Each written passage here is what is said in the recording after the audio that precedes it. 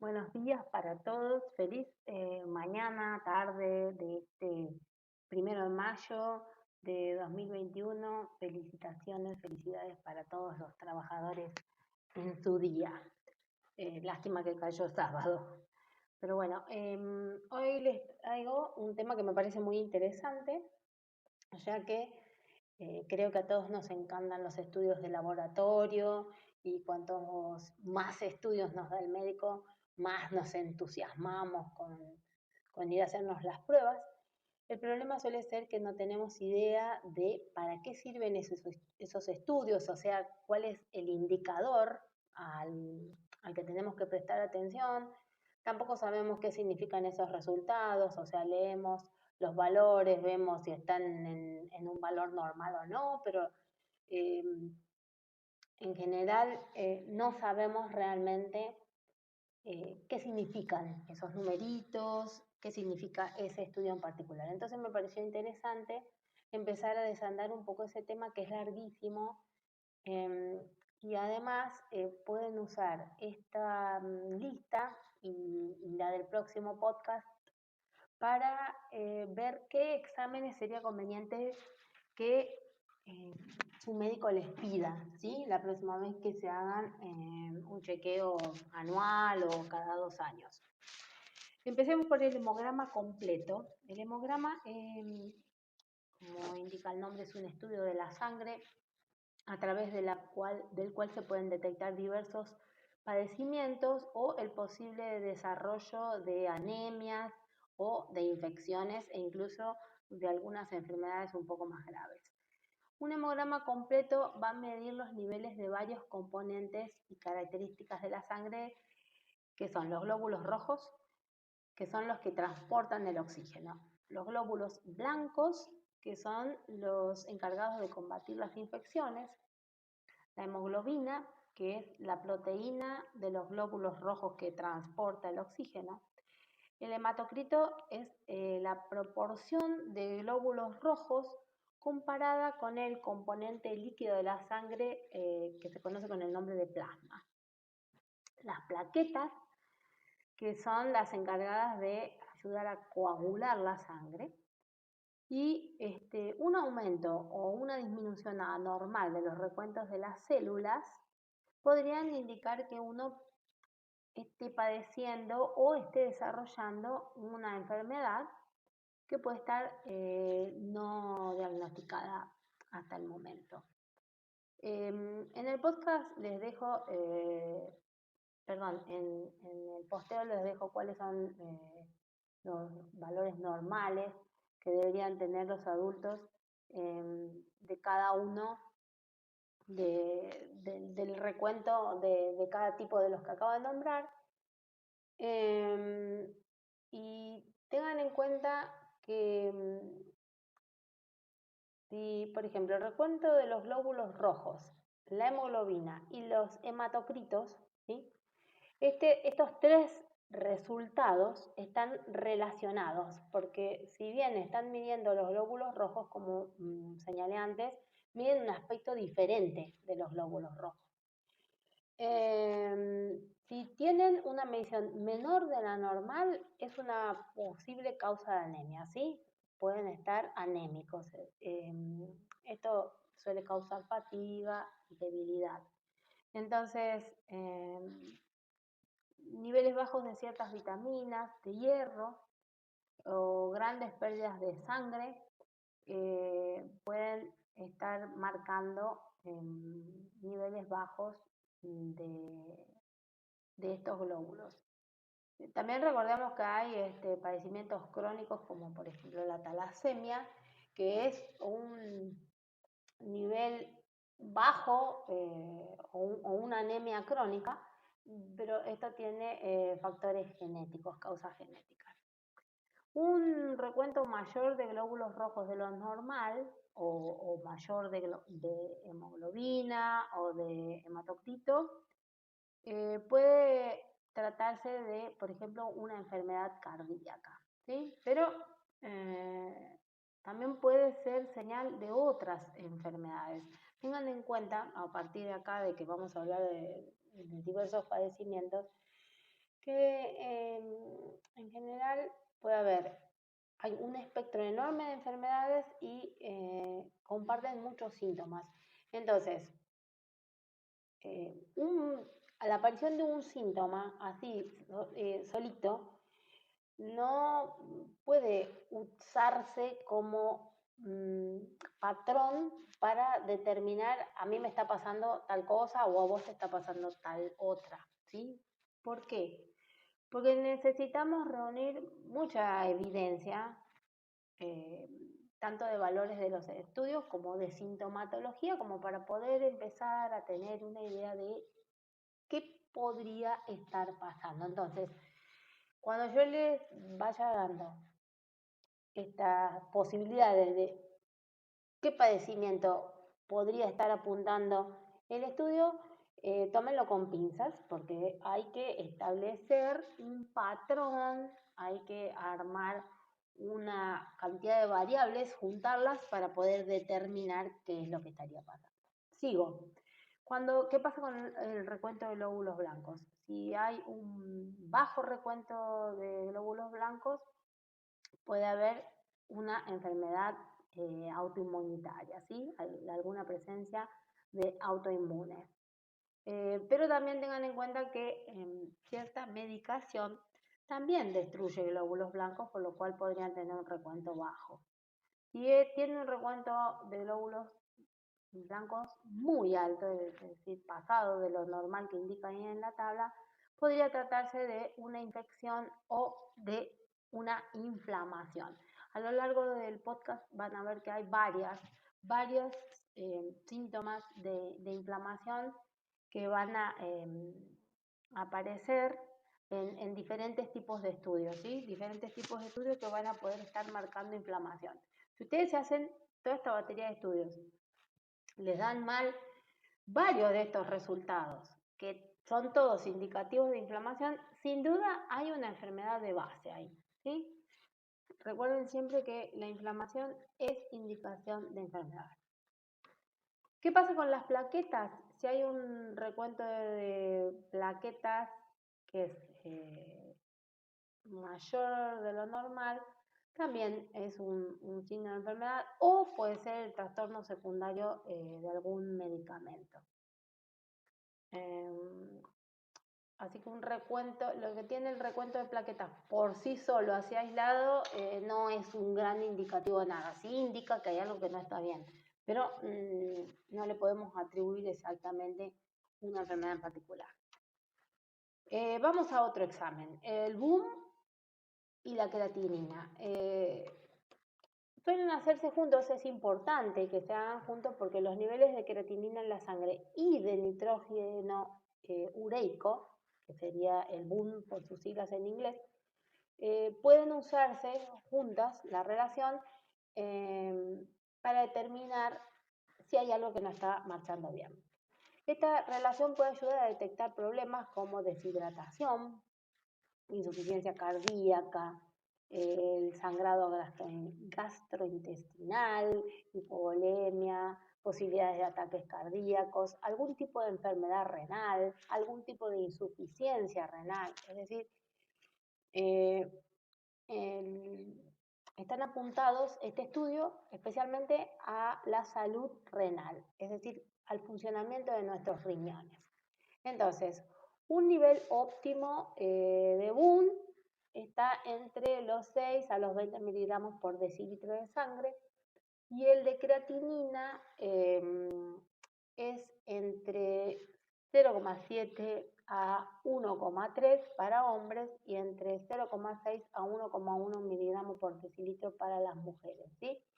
Las mujeres tenemos que tener un nivel un poquito más bajo que los varones. Y esto se debe a que en general los varones tienen mayor cantidad de masa muscular que nosotras. Cuando hay, niveles superiores o inferiores de esta relación entre BUN y creatinina, ya les nombré algunas de las cosas que pueden indicar, pero vuelvo a repetir, por sí solo un examen no es una prueba fehaciente, inexpugnable de que está ocurriendo ese padecimiento, ¿sí? Por eso es importante hacerse baterías de estudio, porque la relación que vamos a ir encontrando entre los diferentes estudios, entonces sí nos va a ir proporcionando una respuesta más real.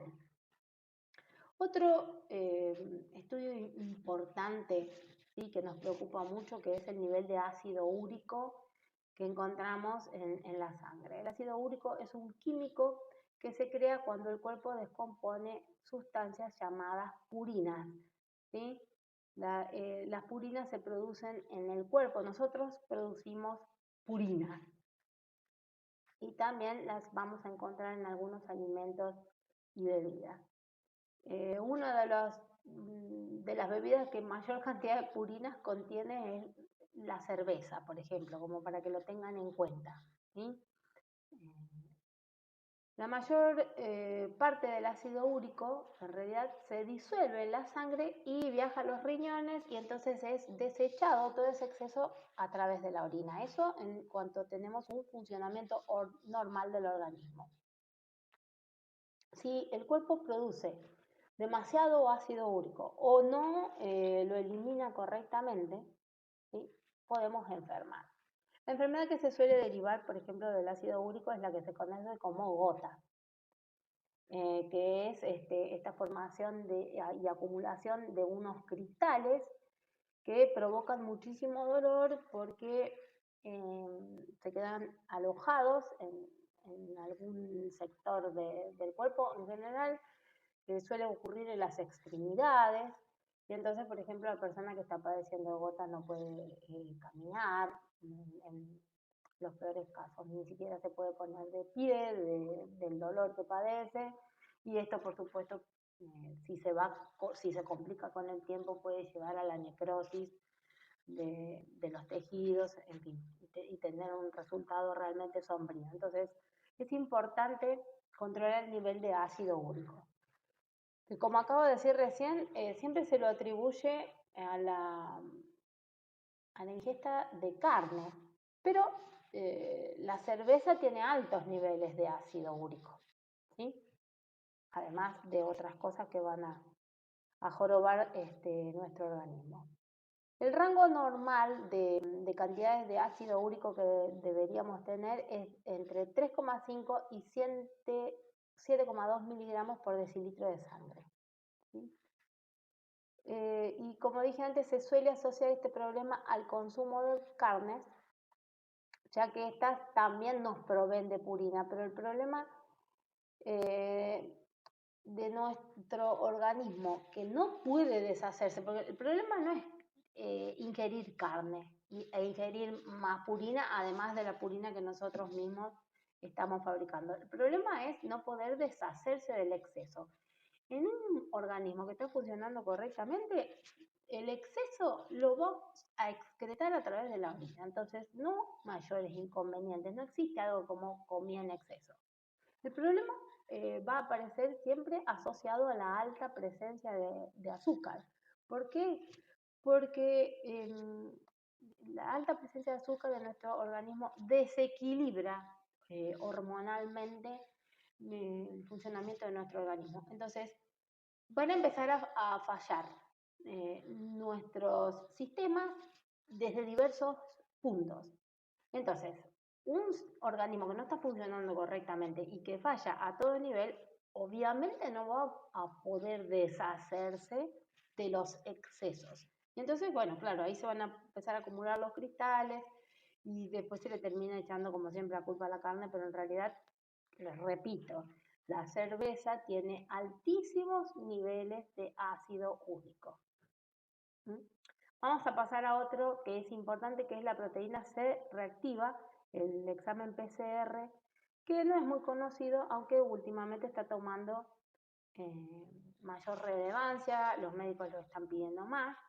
Antes solo se solía pedir a partir de síntomas particulares, o sea, se pedía un examen de PCR a una persona que presentaba determinados síntomas.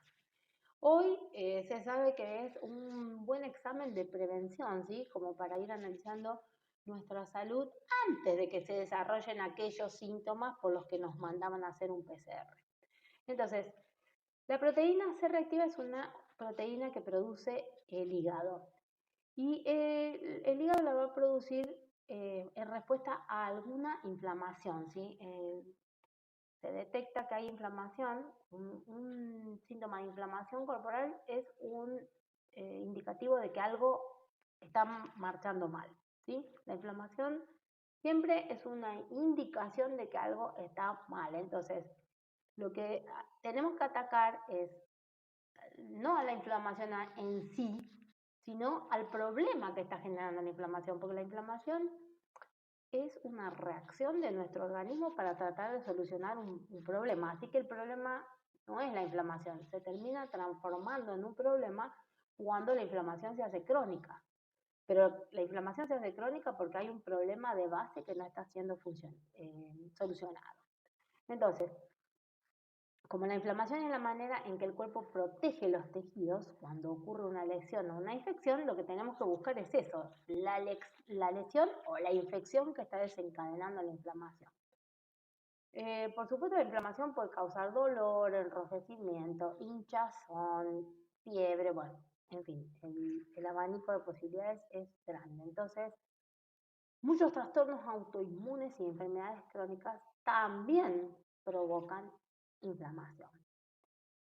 Con la prueba PCR podemos ver si esto está ocurriendo, ¿sí? Nosotros deberíamos tener un resultado por debajo de 1 miligramo de litro de proteína C reactiva, ¿sí? Por litro de sangre. 1 miligramo. Todo lo que sea por debajo significa que estamos muy bien.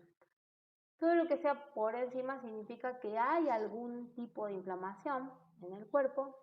Lo que pasa es que no, o sea, nos da la certeza de la inflamación, no nos ayuda a saber de dónde proviene esa inflamación o cuál es la causa.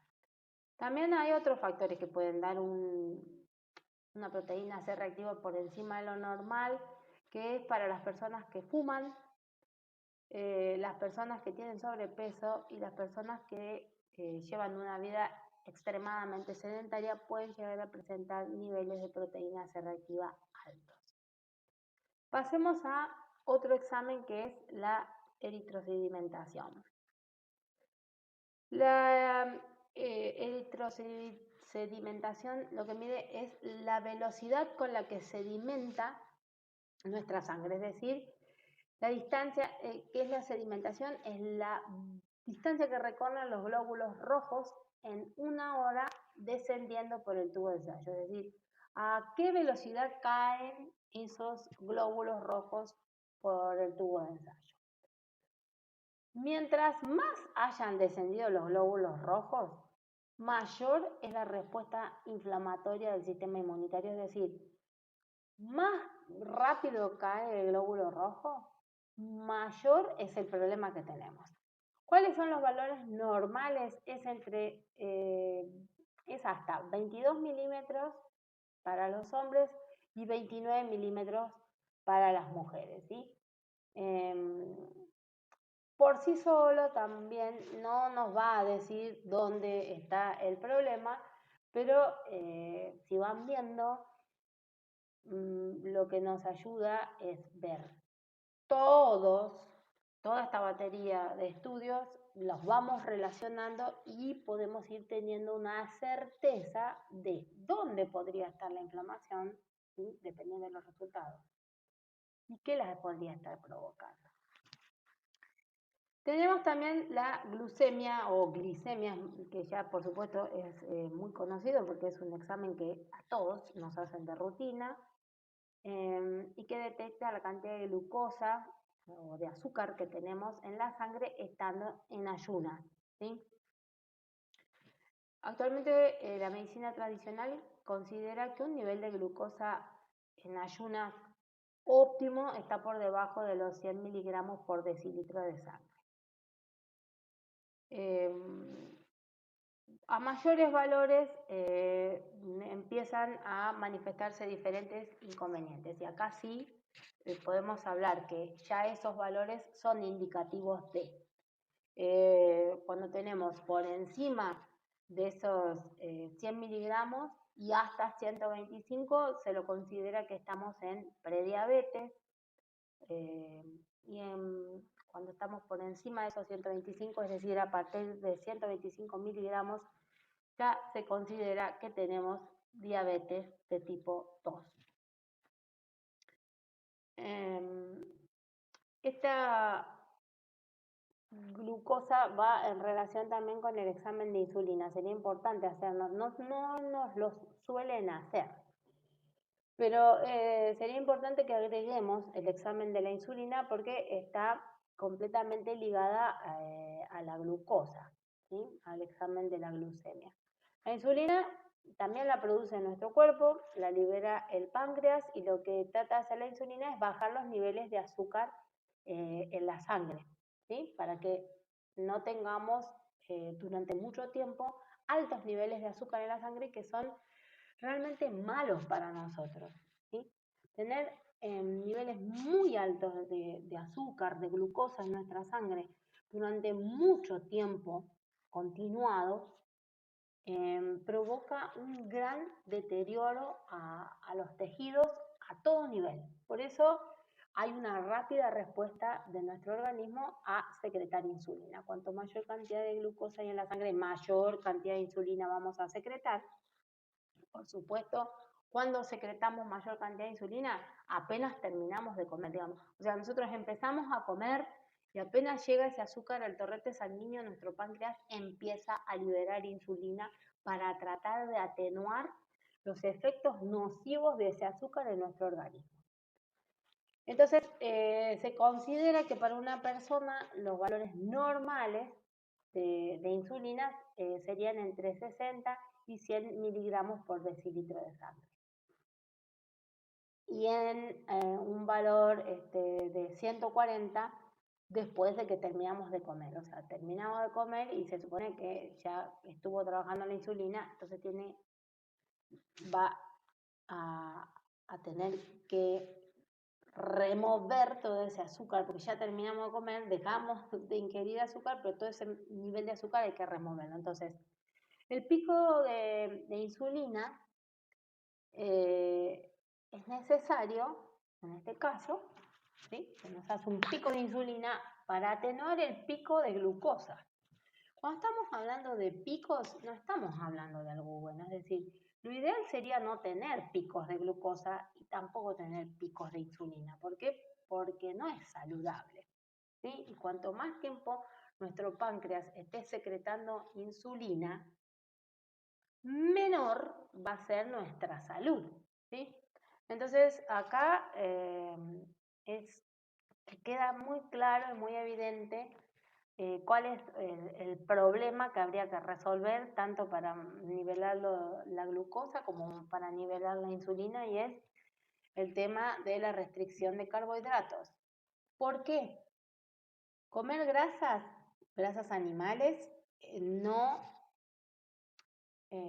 hace que liberemos insulina porque no hay pico de glucosa, ¿sí? Al no haber pico de glucosa no hay pico de insulina. Entonces, la grasa animal no estimula la insulina. La proteína, bueno, la proteína en individuos enfermos, en individuos no saludables, sí puede llegar a estimular la insulina, ¿sí? Y puede llegar a generar picos de glucosa. ¿Por qué? ¿Por culpa de la proteína? No, porque seguramente esa persona está llevando una dieta alta en carbohidratos. Entonces, si yo estoy comiendo carbohidratos todo el día, es obvio que a eso le agrego carne y el resultado no va a ser bueno, no por culpa de la carne, ¿sí? La culpa la tienen los carbohidratos. Entonces, ¿qué tengo que hacer? Bajar los niveles de mis ingestas de carbohidrato y subir los de grasas y los de proteína. Entonces, vamos a evitar tanto el pico de glucosa como el pico de insulina y vamos a mantener los dos valores a raya, haciendo que nuestra salud mejore considerablemente. Voy a pasar al colesterol, ¿sí? Hablamos de colesterol y la verdad que el colesterol y lo que medimos no es lo mismo, ¿sí? El colesterol es una sustancia serosa parecida a la grasa que se encuentra en todas las células del cuerpo. Nuestro cuerpo, nuestro organismo produce colesterol. Sin colesterol no estaríamos vivos, ¿sí? El colesterol es indispensable para la vida. Gracias al colesterol producimos hormonas.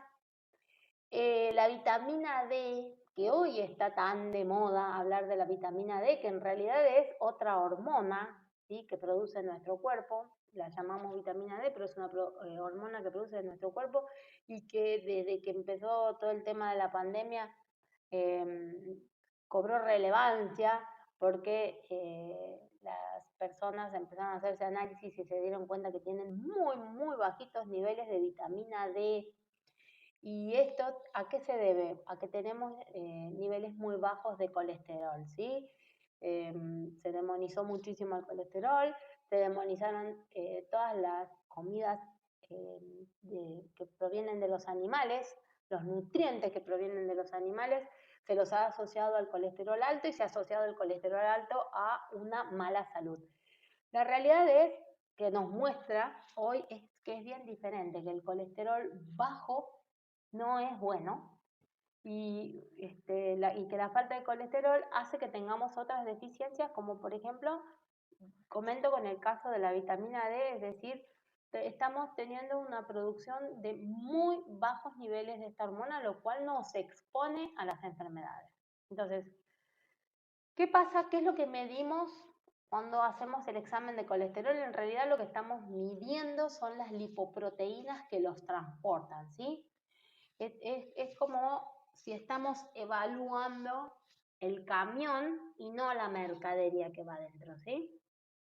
El camión es la lipoproteína y lo que va dentro es el colesterol. Y nosotros, en función del camión, decimos si es bueno o malo la carga que va dentro. Es un poco ridículo, ¿no? Pero entonces, ¿qué sí tenemos que tener en cuenta respecto de estas lipoproteínas transportadoras del colesterol vital y tan importante para la vida y para nuestra salud? El colesterol, lo que llamamos colesterol total, es la suma de la lipoproteína de HDL y LDL, ¿sí? Los que llaman colesterol bueno y colesterol malo. La relación entre el colesterol total y el colesterol HDL debería ser entre 1 y 5. ¿Sí? Ustedes tienen que hacer la división, dividir el colesterol total, dividido el colesterol HDL, y si les dan menos de 5, está muy bien, ¿sí? Y cuanto más cercano a 1, mejor. Si da por encima de 5, esto significa que hay inflamación en el cuerpo, lo cual es un indicador de enfermedades, ¿sí? De algún problema. El colesterol que llamamos HDL, que son las lipoproteínas que llevan el colesterol remanente, digamos, desde las células hasta el hígado, y por eso le llaman bueno, simplemente porque pasa a buscar todo lo que sobró. No tiene mayor sentido decirle bueno, pero así lo llaman. En general las personas también suelen estar por debajo con el tema del HDL. Sería bueno tenerlos. Dicen que para los hombres lo mejor es tener por encima de 40 y para las mujeres por encima de 50. La verdad es que lo mejor es tener aproximadamente unos 70 miligramos por decilitro, que sería lo ideal, ¿sí? Ese sería un HDL ideal. Si tienen más, mejor todavía. En cuanto al LDL, que son las lipoproteínas de baja densidad, y al que le llaman el colesterol malo, le llaman malo solamente porque lleva colesterol desde el hígado a las células. O sea, el mismo colesterol que después pasa a recoger el HDL, el colesterol sobrante. Bueno, el valor deseable de este colesterol tiene que ser mayor a 150 miligramos por decilitro, ¿sí? Igual que el colesterol total. Sería bueno tener un colesterol total por encima de 150, ¿sí? Porque el colesterol por debajo, nos instan a tener un colesterol por debajo de 200 miligramos por decilitro. Y la verdad es que esto de tener un colesterol tan bajo es lo que después termina estando relacionado con bajo nivel de hormonas, deficiente vitamina D. Las mujeres después solemos tener mucho problema cuando llegamos a la perimenopausia y a la menopausia. Es normal que suba nuestro nivel de colesterol porque como baja nuestro nivel de producción de hormonas, el nivel de colesterol sube para tratar de compensar esa bajada abrupta de hormonas. Es decir, nuestro cuerpo sube el nivel de colesterol para brindarnos mayor cantidad de materiales para que el sistema endocrino pueda regenerarse o tratar de llegar a niveles más óptimos que somos los que perdemos. En realidad, ¿cuál es el colesterol que nos tendría que preocupar? ¿Hay un colesterol que nos tiene que preocupar? Sí, es la lipoproteína de bajísima densidad, que son las del VLDL. Esas proteínas, ¿sí?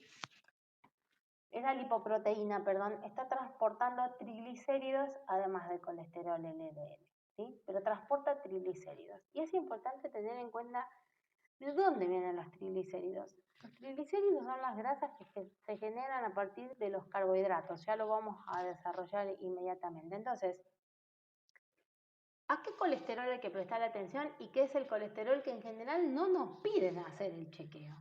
Si van a mirar sus estudios van a ver que muy pocos van a tener esta prueba de VLDL. Y sería importantísimo que más que el colesterol total, el HDL y el LDL les pidan VLDL, porque ahí aparecen los triglicéridos y los triglicéridos sí son una grasa a la que tenemos que temer, ¿sí?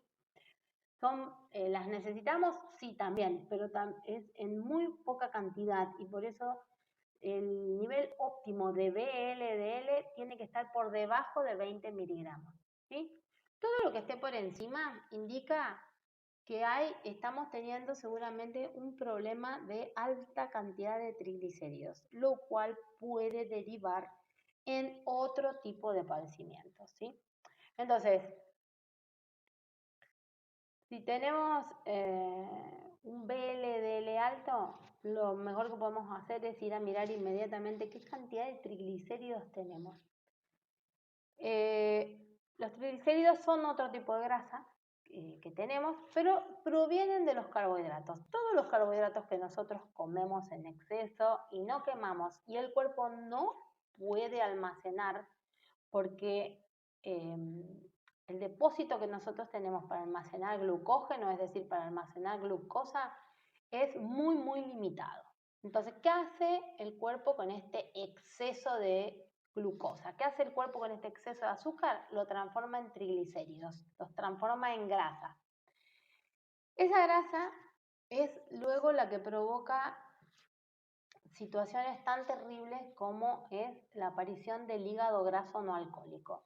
El hígado graso antes era una enfermedad solo atribuible a las personas alcohólicas, ¿sí? Una persona que abusaba de las bebidas alcohólicas iba formando una gran cantidad de triglicéridos que se alojaban alrededor del hígado, haciendo que este hígado se transforme en hígado graso y esto deriva luego en una cirrosis, que es un deterioro grandísimo del hígado que se torna en determinada instancia, se torna en irrecuperable y esa persona o recibía un trasplante de hígado o muere, ¿sí? Es tan terrible como esto, en la acción de los triglicéridos sobre nuestro cuerpo. Entonces, sí tenemos que controlar la cantidad de carbohidratos que consumimos.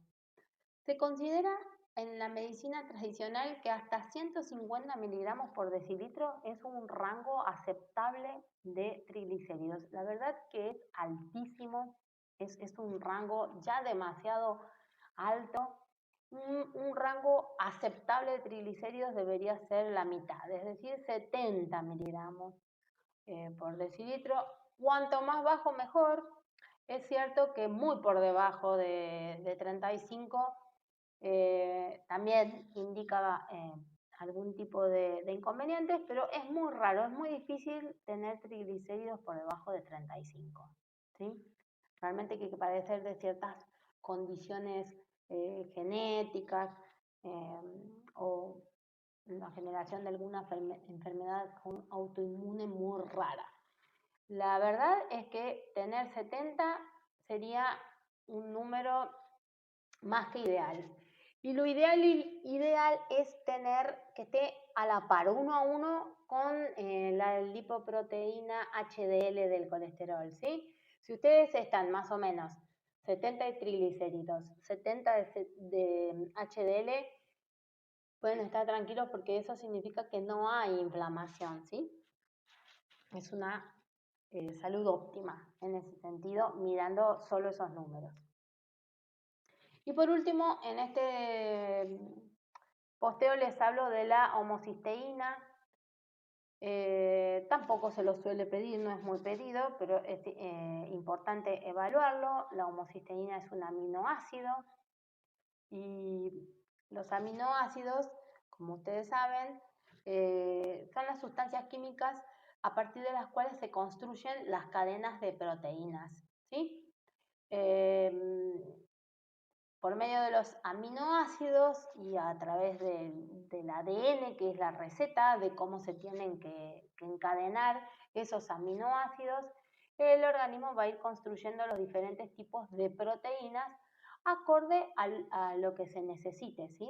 De acuerdo a lo que el organismo va solicitando, nuestro cuerpo va buscando diversos aminoácidos y los encadena para formar una determinada proteína que el organismo está requiriendo. Normalmente la vitamina B12, la vitamina BC, B6 y el ácido fólico descomponen la homocisteína y la transforman en otra sustancia que el cuerpo necesita. Por lo tanto, ¿esto qué significa? Que nosotros vamos a utilizar la homocisteína y por lo tanto debería quedar muy poco remanente en nuestro torrente sanguíneo. Esto es cuando todo está funcionando correctamente. Si los niveles de homocisteína son altos en la sangre, esto puede estar mostrando que hay una deficiencia de vitaminas, por ejemplo, de la vitamina B12, que es una vitamina crucial para nosotros, crucial para nuestro cerebro. Entonces, es importante controlar qué nivel de homocisteína tenemos en la sangre para saber si nuestro cuerpo está recibiendo los niveles adecuados, se está nutriendo con las vitaminas de manera adecuada.